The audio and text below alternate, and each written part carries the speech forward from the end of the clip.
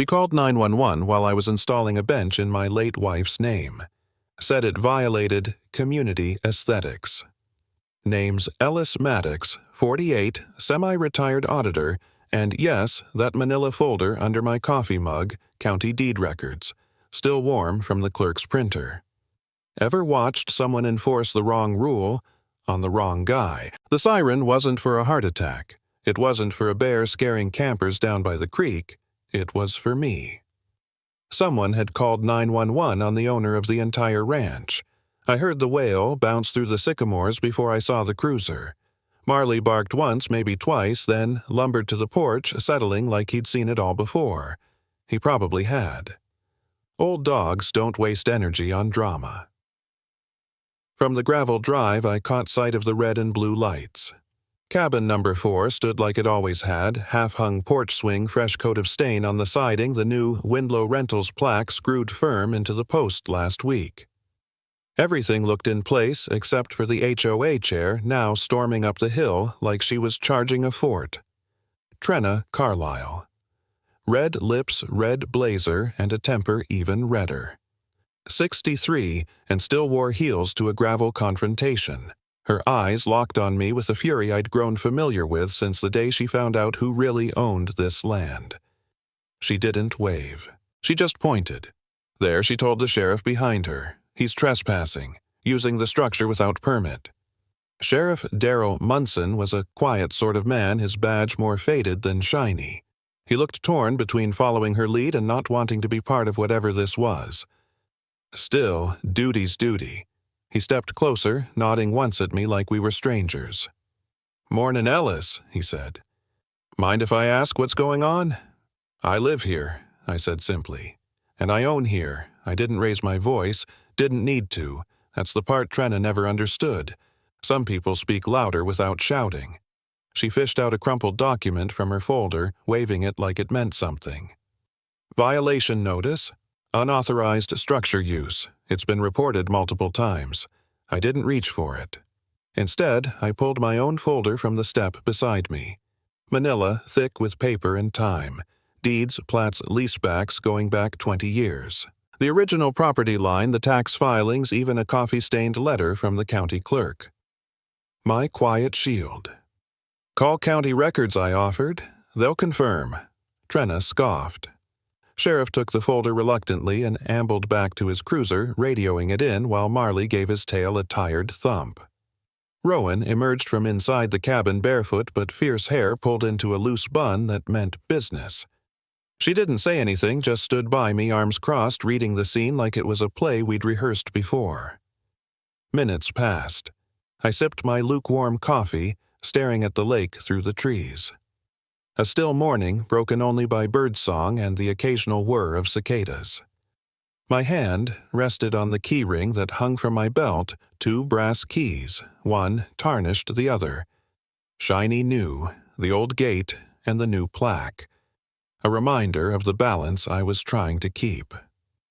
Sheriff returned slower now. His face looked like he'd bitten into something sour, Mr. Maddox, he said, almost apologetic. "According to county records, this entire lakeside tract, cabin 4 included, is under your name. All 38 acres. Trenna stiffened beside him. For the first time, she was silent. I met his eyes, calm and clear. Then maybe I said I should explain how this whole mess began. They fined me $50 for a sign I carved by hand. Not because it was obscene, not because it violated safety codes, just because it hadn't been pre-approved. HOA Form 9C apparently prohibits signage unreviewed by the board. But there hadn't been a board meeting in 3 weeks, and I wasn't even sure if Cabin 4 still fell under their jurisdiction. The sign stood no taller than my knee, dark oak, hand-oiled with the words Windlow Rentals burned in by a stencil I made years ago. It tilted slightly from the rocky soil, but I thought it gave the place character. The violation came in a plain envelope. Rowan opened it, squinting at the formatting. "This font looks fake," she muttered. Like someone Googled government official font and went with the first thing. I took the letter, turned it over. No letterhead, no HOA seal, no tax ID, not even a contact number. Just a name at the bottom, Jerry Lane, HOA Admin Assistant, and a scribbled signature that looked like a child's drawing of a squirrel. Still $50. I could pay it and move on, but that wasn't the point. This was the second notice in a week. The first came Tuesday, about the improper paint on an exterior panel by the breaker box. They claimed I'd used industrial marine-grade black, which violated the aesthetic continuity clause. That panel had been there since the late 90s. Rowan was hunched at the dining table, surrounded by Ethernet cables and an old router blinking half-heartedly. She'd been setting up the rental listing for Cabin 4, getting it online before the summer tapered off. We'd agreed it could be a side income, something modest. A few weekenders. No wild parties, just a clean bed, coffee, and a lake. Then came the call from the ISP. "Sir, we're at the gate," the technician said. "But there's a woman here. Red shirt clipboard says we're not allowed past without written HOA consent." I sighed. Walked out barefoot.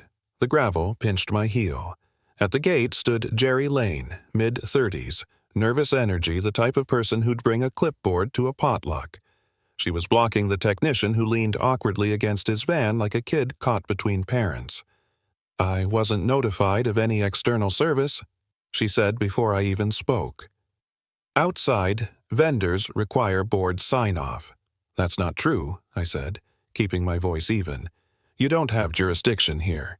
"Sir," she blinked too fast. "Cabin 4 is within the boundary of Parcel 6A. "No," I said, and pulled out a printed map. "You're quoting from the 2012 zoning overlays. This land was annexed out in 2017. County Reassessment File, number 4.21 CL. You can look it up." Her face tightened.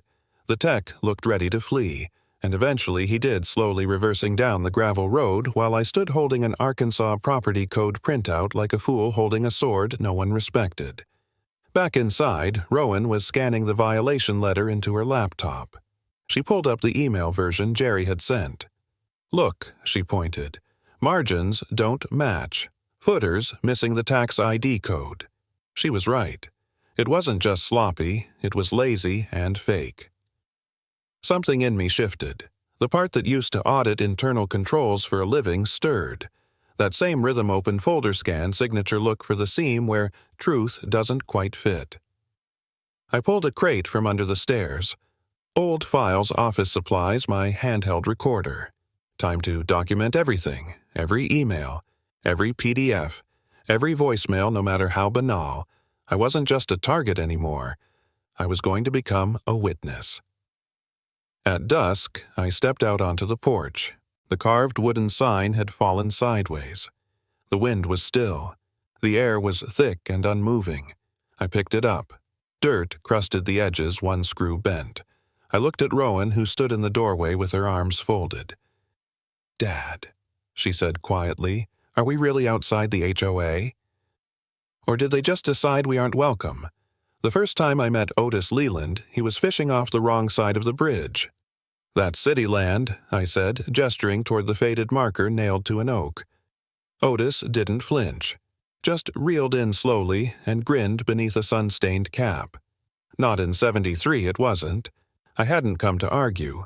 I was just walking the southern path behind Cabin 4, where the trees leaned in close, and the footbridge, half covered in lichen, creaked under every step. It led to a patch of land no one seemed to care about anymore. Until now. Otis lived in a squat cedar cabin tucked into a knoll just past the bridge. From across the water it looked abandoned.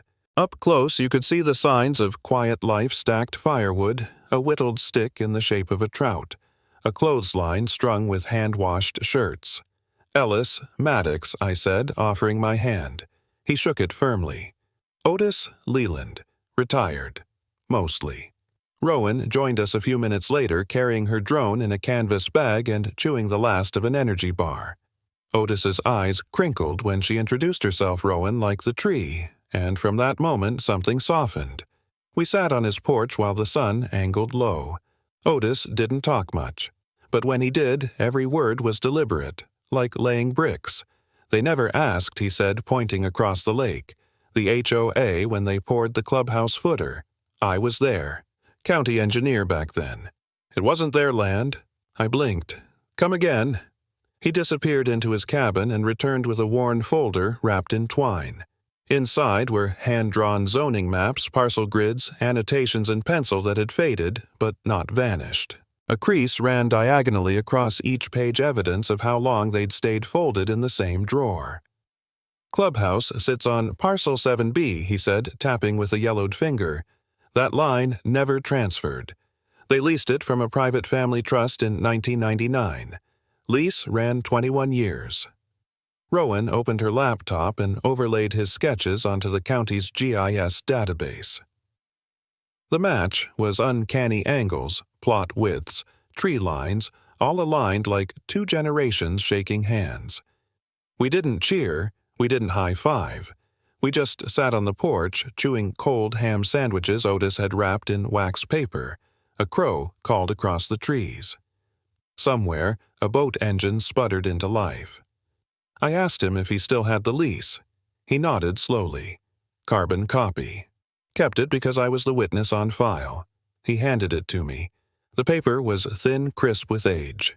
On the bottom, in fading blue ink, I saw the date August 12, 1999. Term 21 years. Expiration August 11, 2020. No renewal clause, no annex. Otis sipped his sweet tea and looked out over the water. They figured no one would check. But you did, I said. He didn't answer. He didn't need to. We packed up near dusk. Rowan powered down the drone, slid it into its case. Otis walked with us to the edge of the bridge. As we crossed, the wood groaned under our steps.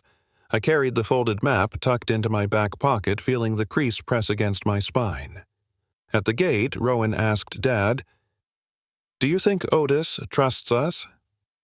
I looked back toward the porch. He was still sitting there, unmoving. "No," I said, "I think he remembers what it's like to be ignored, and that's better than trust." She nodded. I unfolded the lease copy again under the porch light back at cabin 4. I ran my thumb across the ink. "It's time," I said. The clubhouse sits atop the hill like it owns the lake. Its shingles glint in the early light, its deck stretches wide like arms claiming everything in view. But beneath that pride, beneath the cedar beams and trimmed hedges, it stands on borrowed land. I held the proof in my hands. The lease paper had aged like skin. The ink of the final signature, shaky and uneven, was dated the same morning the landowner died. Whether that timing was convenience or coincidence, I couldn't say. But I'd seen enough contracts to know when something stank. That morning, Rowan and I drove out to the Washington County Office of Records. The parking lot was damp from last night's rain, and the air smelled like a library left open too long. Inside, warm oak desks lined the rows, each manned by someone who had mastered the art of typing without looking up. I approached the front desk and handed the reference number Otis had scribbled on the back of his bait shop receipt. The clerk, a woman with kind eyes and a stern bun, scanned it. "Backroom microfilm. Should only take a few minutes," she said, vanishing behind a door labeled Staff Only. Rowan settled at a nearby scanner and began backing up what we already had: drone photos, property overlays, time-stamped video clips of the parcel borders. She didn't say much, but I could hear the rhythmic tap of her nails on the trackpad. When the clerk returned, she carried a flat file folder and a look of mild concern. "You're correct," she said. "There's no renewal on record. The HOA lease expired in 2020. No amendments, no extensions." I nodded and flipped the folder open. The document inside had a faint watermark of a hickory branch standard in county stationery back then, but the ink was barely visible under the fluorescence. "Can I get a certified copy?" I asked. She hesitated. "We charge per page." I didn't blink. "I'll take the whole folder." Outside, sitting in the truck, I composed an email. To Trenna Carlisle, from Ellis Maddox, subject Clubhouse, parcel, use rights, lapsed Trenna. As per county records and attached documents, the HOA lease for parcel 7B expired August 11, 2020. There is no recorded renewal or extension. Continued use constitutes a breach. This is not a threat. It is a courtesy. Ellis.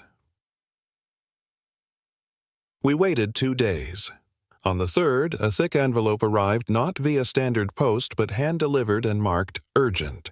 Inside was a single page printed on textured ivory stock. The font was ornate, the margins overly wide, and there at the bottom sat a name typed in bold, serif Trenna Carlisle, HOA chairwoman, no signature, no counsel listed, no official seal. Style over substance, Rowan murmured. I held the paper to the light. No watermark, not even a header code. For all its fluff, it carried no legal weight, just indignation dressed in calligraphy. Rowan stood at the kitchen island framing printed photos against the original parcel map. The fence markers line up exactly. They've encroached by 23 feet. I nodded, emailing our full package to County Council.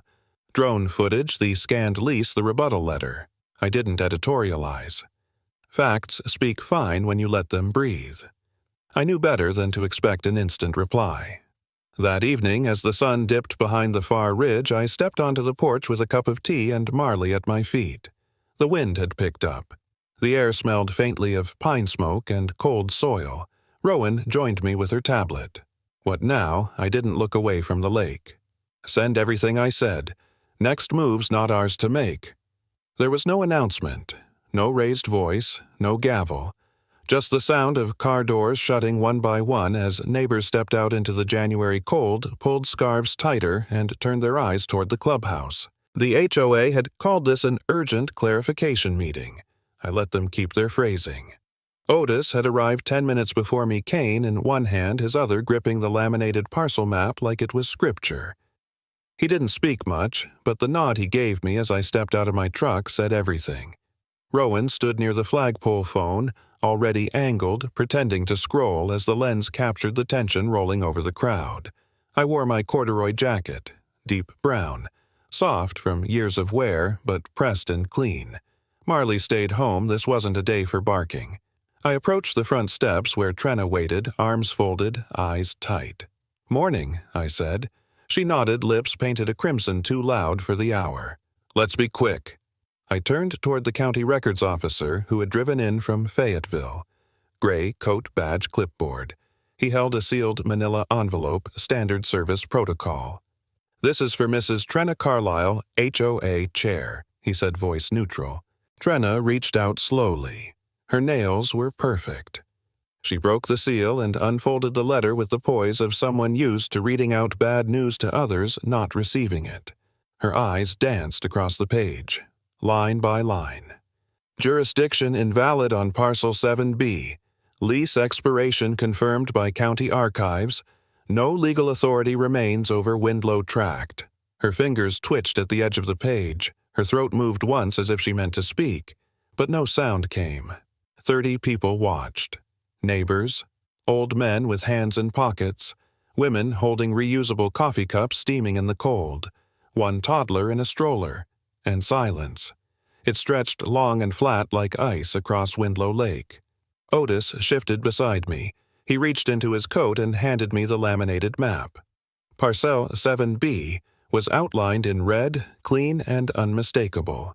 At the base of the image, his initials and date of signing, November 2021. I stepped to the right of the steps where a gravel path sloped down to the lake. A wooden post jutted half-sunk in the frozen dirt, the top empty. I knelt and took my time pulling the sign from the canvas bag. Private property, no trespassing. Hand-carved letters, burned edges. Finished with oil Rowan and I had rubbed in by hand over the holidays. The hammer hit twice. Not loud, but deliberate. When I stood, Trenna still held the letter.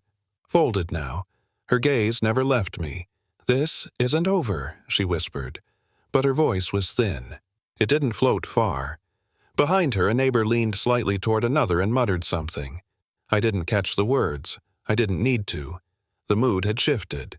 Power has weight when it's acknowledged. And hers had just dropped to the frostbitten ground. Rowan stepped up beside me. "We're live," she said, tapping her phone, "and it's already past 200 shares." I raised an eyebrow. "On what? HOA watch? Reddit? Facebook?" Some guy on Nextdoor posted it with popcorn emojis. Otis chuckled, not loud, but enough. Trenna turned sharply and walked back into the clubhouse without a word. The county officer turned to me. "You've done your part, sir. Any further correspondence will be through counsel." I nodded. Understood. Neighbors began to drift off. Not a word from most, but a few nodded as they passed. A woman I didn't know offered a soft thank you. Someone placed a styrofoam cup on the post beside the sign still steaming, like tribute. I stayed there a while longer, standing by the sign I had built, planted, and now reclaimed. The lake reflected nothing but sky. The silence was no longer tense, it was clean. Otis patted my arm once. "You good?" I looked at him and smiled. Now I am. At 2:07 a.m., I woke to sirens echoing off the hills, the kind that don't ask questions. Just command. Outside, the sky over Windlow Lake glowed a dull orange. Not sunrise, not lightning.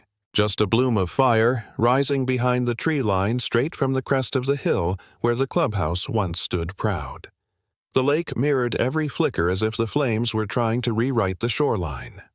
Rowan burst onto the porch barefoot, wrapped in the flannel blanket from our couch. "Is that?" I didn't answer. We already knew. We drove up slowly, careful not to get in the way. The air was wet and full of smoke, like cedar and old plastic trying to claw into your lungs. By the time we arrived, the structure was already skeletal beams, blackened roof collapsed inward like an accusation turned back on itself. Sheriff Darrell Munson stood near the caution tape face lined deeper than I remembered. Fire Chief Torres paced beside a crew still hosing down embers that hissed like secrets being silenced. Trenna was there, of course, wrapped in a wool coat, hair wild, wailing in bursts. But her sobs had rhythm almost theatrical. She kept glancing around as if waiting for someone to rush over and console her. No one did. I stayed back, hands in pockets, breath freezing in my beard. Rowan stood beside me silent, filming a slow pan across the destruction. Then something shifted. 2 firefighters emerged from the rubble, carrying a small steel box, singed but intact. Fireproof safe. Chief Torres opened it right there on the hood of a county vehicle. Inside 3 black ledger books, a paper envelope, a small pile of cash edges, crisp and dry. He flipped one book open, page after page of numbers handwritten in neat, slanted print. Darrell leaned in, his face clouding. "Cash entries," Torres said. No deposit slips, no bank stamps. The envelope held $143,000. Unreported, untaxed, all tucked inside a structure that technically wasn't even theirs. That's when Trenna's wailing cut off. Her eyes locked onto the safe. She opened her mouth, closed it again, then staggered a few feet before dropping onto a bench. "It's not ours," she whispered. Someone planted that. But the sentence lacked conviction. Even she seemed to hear it. A forensics tech walked past, muttering something about gasoline residue and pore patterns. Torres nodded grimly. Deliberate. Ignition point was under the electrical panel. I looked toward the mailbox, or what was left of it. Half the aluminum frame melted down the post. The word "office" was still visible, charred black on one side. I took a few steps forward, letting the smoke sting my eyes. Behind me, cameras clicked. Someone from the Windlow Weekly had shown up already, snapping photos like they were at a county fair. The heat still hung low, rising from the earth like the ground itself was ashamed. "I didn't start this," I said, loud enough for whoever needed to hear it. "But I won't pretend this wasn't coming." A murmur passed through the crowd. Otis hadn't come that morning. Wise. He knew when spectacle overshadowed truth, but I could feel him beside me just the same, nodding like he always did when silence proved a point better than any speech. I found Rowan near the truck, shivering now, adrenaline spent. "They'll try to blame you," she said. "I know." She looked at me, eyes sharper than the wind. "What'll you do? Tell the truth. Document everything. Let the pieces fall where they're meant to." A moment later, Darrell walked over, jaw set like a man forced to deliver bad news. "Ellis," he said low, We'll need your copies. All of them. Documents, photos, video, full record. I studied his face. Is this official? He nodded. It will be. I opened the truck's rear hatch and handed him the file crate I'd prepared 2 weeks ago. Otis had suggested I keep one copy sealed stored in my own safe. Paranoia.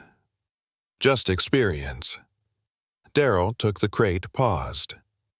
You've stirred up something real, he said, and real things don't just burn clean.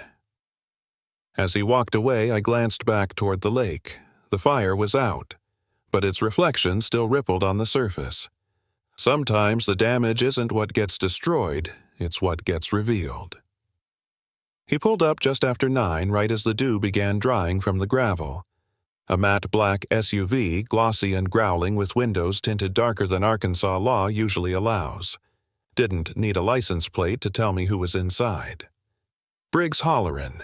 He didn't bother with a handshake, just opened his door slow like he owned not just the road, but the horizon, too. His suit was city-cut, dark gray, no dust on the cuffs. Wrong fabric for country roads. Wrong man for this driveway. I waited by the porch, arms crossed. The wildflowers had begun to bloom again, yellow bursts against the loose stone, like nature trying to stitch something closed. Rowan stood inside the screen door, silent but watching. Mr. Maddox, he said. Smile too thin. Heard about the fire. Shame. Wasn't mine, I replied. Still, mess like that expensive to clean up. Community fractured. Lawyers sniffing around. He looked toward the lake. Beautiful spot you got. Hate to see it swallowed by litigation. He didn't blink. Then, from his jacket he pulled a black envelope, flat, unmarked, sealed. He placed it carefully on the hood of my truck like offering a gift at a shrine. Double appraised value, he said. Immediate wire transfer. You walk away clean. I didn't reach for it. He adjusted his cuff. This track's a holdout. I already hold the parcels east and south of you. Windlow Resorts in design. 72 homes, lake access gated light. HOA, of course. Of course. I said nothing. Just watched as he moved toward the tailgate and leaned against it casually like we were old friends talking ducks and weather. Trenna was messy, he continued, but useful. Sometimes the structure's rotten and you let it burn. Clears the space. That's when I realized he hadn't come to negotiate. He came to confirm I'd already lost. I'm not selling, I said. Calm, steady. Not now, not later. His smile thinned further. Everyone's got a price. I stepped off the porch just enough to close the distance between us. Close enough that the wildflowers bent beneath my boots. Some of us remember when land meant something else, I said. Something you don't pave over. He stared, then straightened, brushed non-existent dust off his sleeve. The envelope stayed put. I'll leave that, he said. You might reconsider. Spring's long. Court's slow. He turned, climbed into his SUV, and rolled the window down 1 inch. Legacy's a romantic notion, Mr. Maddox, but it doesn't pay for your daughter's future. Then he was gone, tires barely crunching the gravel like the ground itself wasn't sure whether to let him pass. I stood there a while, not angry, just waited. Inside, Rowan opened the screen door and stepped out holding something. Found these past the tree line, she said, handing me a photo. Survey stakes, fresh red flags, bright as warnings, marked just beyond our border. I looked toward the edge of the property. The stakes poked through the soil like teeth. Otis's voice floated back to me from memory. Developers always show up after the fire, like flies. I picked up the envelope and placed it inside the old ammo box under the porch. Didn't open it. Let them wonder. We carved the new sign by hand. Took us 3 evenings. Rowan traced the lettering first, then I followed the grooves with an old chisel I hadn't used since she was in middle school. The wood was hickory planed and sealed against the Ozark rains. When we mounted it into the earth beside the lake path, the gold letters read, Windlow Legacy Trust. And beneath, in smaller etching, Rowan's idea, Yes, Trenna. That means you. No one laughed when they saw it, but more than a few neighbors smiled. It was autumn again, 2 years after the fire, 1 year since Briggs's development plans evaporated into grand jury inquiries. He was now a line item in court filings. Trenna had moved to Texas, citing health reasons, though no one ever asked for details. What remained was quieter, stronger. That morning, the lakeside looked like a painting, leaves flaming copper and gold, the water still as glass. We'd placed the bench beneath the oldest cedar, the one Otis always leaned on when he spoke too long and swore he hadn't. A bronze plate was mounted at the top rail in memory of Ruth Leland, and Otis who kept her memory anchored. Otis was there, of course. Seated in a wool coat cane, resting across his knees, gaze fixed on the lake like it owed him an answer. I had offered to wheel him closer to the front, but he declined. Views better from the roots, he'd said.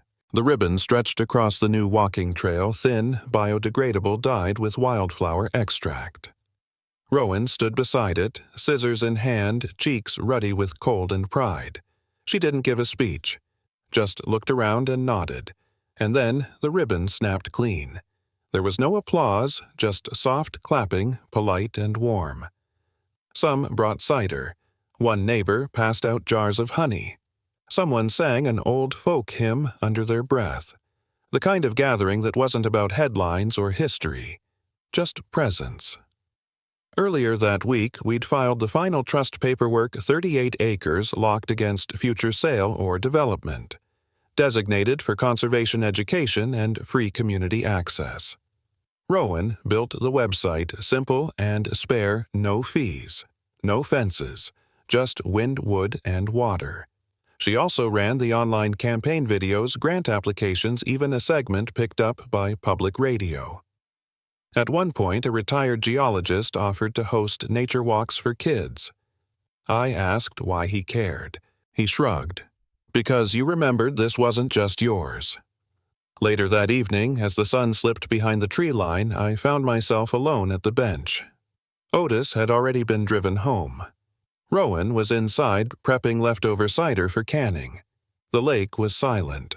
I traced my finger along the wood grain of the bench, then looked up at the sign. Its corners had been sealed with brass caps, the kind that glinted softly in fading light. I thought of what Otis once asked, "You building something that'll outlive you, or just making noise?" I didn't have an answer then. Now I think I do. Just before turning in for the night, I opened the mailbox. Inside sat a plain envelope, no return address hand-sealed. Curious, I took it to the porch light, opened it carefully. A single photograph, black and white, grainy, taken from the woods. Me sitting on the bench, alone. On the back, in ink that bled slightly from pressure, games not over. I stared at it a long time. Then I walked back inside, locked the door gently, and turned off the porch light. The sun dipped behind Windlow Lake just as the new sign caught its last shimmer of light. I ran my palm across the carved letters smooth, now sealed, no splinters left to surprise me. What we fought for wasn't just land. It was the right to name it, to care for it without asking permission from those who never truly saw it. Sometimes the boundaries we defend aren't drawn in ink or stone, but in memory and quiet acts of rebuilding. If you've ever faced someone trying to rewrite your story, take heart. The truth holds steady when everything else burns. Have you ever reclaimed something you thought was lost? Share your story, or simply say you're still standing.